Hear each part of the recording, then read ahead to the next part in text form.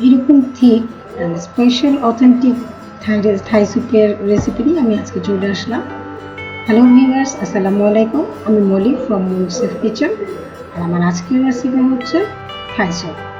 তাহলে চলুন দেখি আমার আজকে থাই রেসিপি বানাতে কী কী লাগছে। আর হ্যাঁ, আমি যতক্ষণ পর্যন্ত রান্না করবো আমার সাথেই থাকবেন, তাহলে দেখতে থাকুন। প্রথমে আমি দিয়ে দিচ্ছি একটা পেঁয়াজ, তেলে ভেজে নিচ্ছি। আর এটা কিন্তু শেফরা যারা রান্না করে তারা এভাবেই রান্না করে, যে কারণে ওটাতে এত বেশি মজা হয়। আমি দুই পিস মাংস নিয়েছি, মুরগির বুকের মাংস, 2টা টমেটো, একটা গাজর টুকরো করে নেব। আর এখানে 2টা চাইনিজ রেড চিলি নিয়েছি, দিয়ে দিলাম 3 পিস আদা, কিছু রসুন আর হলুদের একটা গাজর একটু ফেলে দিয়েছি, দেখতে পাচ্ছেন। এবার আমি পানি দিব, এটা একটু কষিয়ে নিব, তেলে ভেজে নিব, কষিয়ে না, ঠিক তেলে ভেজে নিব। আর এই ভাজাতে যে ফ্লেভারটা বের হবে এটাই হচ্ছে স্পেশাল থাই স্যুপের ট্রিক্স। স্টক বানাবেন যখন, তখন এই প্রসেসটা ফলো করলে আপনার স্টকটা খুব ভালো হবে। এবার আমি এতে 1 লিটারের মতো পানি দিব, এবং এই 1 লিটার পানিটা যখন হাফ লিটারের কাছাকাছি চলে আসবে তখন আমি এটাকে বন্ধ করে দেব। দিয়ে আমি এটাকে প্রথমে বলক তুলে নিব, এরপরে ধিমা আছে দেখে রান্না করব। দিয়ে দিলাম পরিমাণ মতো লবণ। এবার ঢেকে 10 থেকে 20 মিনিট আমি এটা রান্না করব ধিমা আছে। আমার এটা হয়ে গেছে দেখুন। এবার আমি সবগুলো তুলে নিব একটা একটা করে। টমেটো, গাজর, আমি যেসব ইনগ্রিডিয়েন্টসগুলো দিয়েছি এগুলো সব আমি তুলে নেব, কারণ এগুলোকে আমাকে ব্লেন্ড করতে হবে। অবশ্যই ঠান্ডা করে নেবেন, কারণ সব ব্লেন্ডারে গরমটা করে না। এবার আমি 2টা ডিম ভেঙে নিব, এবং এই 2টা ডিমের শুধু কুসুমটা নেব, কারণ থাই স্যুপ বানাতে শুধুমাত্র কুসুমটাই ব্যবহার করা হবে।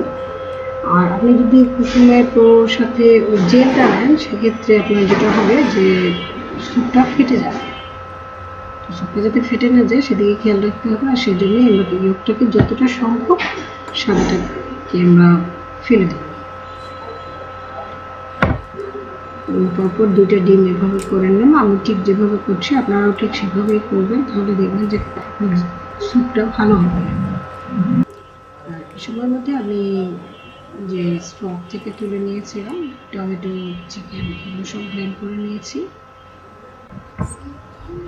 এবার আমার টমেটো, চিকেন এগুলো সব আমি ব্লেন্ড করে নিচ্ছি, স্টকটা তুলে রেখেছি। এবার আমি এটার মধ্যে সমস্ত উপকরণগুলো একটা একটা করে মিশিয়ে দেবো। এখানে আমি চিংড়ি মাছ নিয়েছি, ছোটো ছোটো আমার ঘরে ছিল তাই আমি ছোটোটাই নিয়েছি। আপনাদের ঘরে বড়টা থাকলে বড়টা দিয়ে করবেন। এবার জুলিয়ান কাট করে আমি চিকেন নিয়েছি, বুকের মাংসটা নিয়েছি। স্টকের সময়তে যে মাংসটা আমি দিয়েছিলাম সেটাকে আমি টুকরো টুকরো করে নিয়েছি, সাথে 2টো কাঁচামরিচ আমি দিয়ে দিয়েছি, পাতলা স্লাইস করে 2 টুকরো আদা দিয়ে দিলাম, এতে ফ্লেভারটা খুব ভালো আসবে, খেতেও ভালো লাগে। এবার দিয়ে দিলাম 2 টেবিল চামচ সয়া সস, 2 টেবিল চামচ ভিনেগার, এখন দিয়ে দিলাম থাই পাতা বা লেবুর রস। এটা ছাড়া কিন্তু থাই স্যুপ কখনোই হবে না, ভালোও লাগবে না। এবার দিয়ে দিলাম ডিমের হলুদ অংশটা, আর হলুদ অংশটার সাথে যেন কোনোভাবেই সাদা জেলটা না থাকে। দিয়ে দিলাম 1 কাপের মতো কর্নফ্লাওয়ার, শুকনো মরিচের গুঁড়া 1 চা চামচ, চিনি 1 চা চামচ, টেস্টিং সল্ট হাফ চা চামচ, গোলমরিচের গুঁড়া 1 চা চামচ।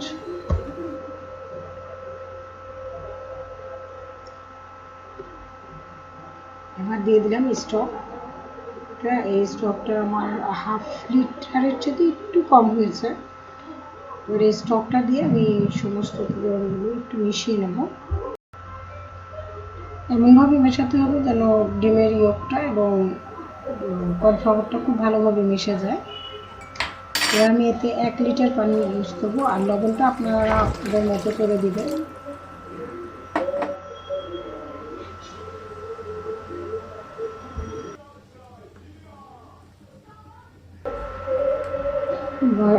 ভালো মতো নাড়বো এবং এই পর্যায়ে নাড়ানো থামানো যাবে না, যাতে নিচে থেকে লেগে না যায় সেটা খেয়াল রাখতে হবে এবং মিডিয়াম আছে এটা রান্না করতে হবে।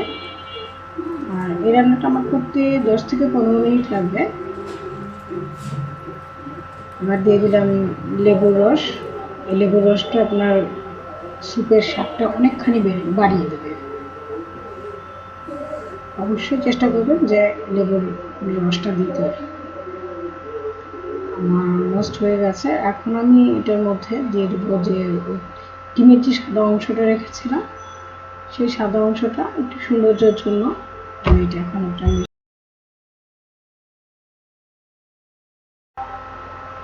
স্যুপটা তৈরি হয়ে গেছে।